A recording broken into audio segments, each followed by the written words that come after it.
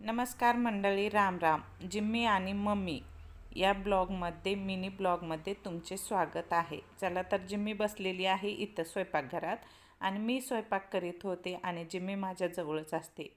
जिथं मम्मी असते तिथं जिम्मी असतेच बघा. ती मला एकही मिनटं सोडत नाही. तिला मम्मी खूप आवडते आणि खूप मम्मीवर प्रेम करते.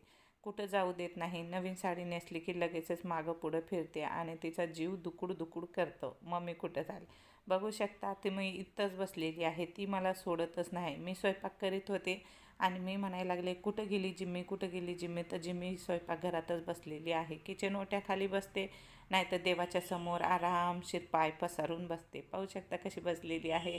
आणि दिसायला तरी इतकी गोड आहे ना, जरासं का बाहेर गेलं ना सगळे लोक तिच्याकडे पाहत राहतात आणि असे बघतात का नाही. त्यांना इतके आवडते आणि सगळ्यांना अशी जवळ जाते, अट्रॅक्ट करते का नाही लोकांना.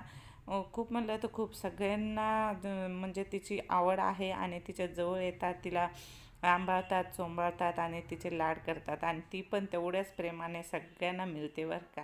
पाहू शकता कशी बसलेली आहे, किती गोड बसली. आवडला का तुम्हाला मिनी ब्लॉग? नक्की कमेंट करून सांगा. नवीन असाल तर सबस्क्राईब करा, लाईक करा, शेअर करा. चला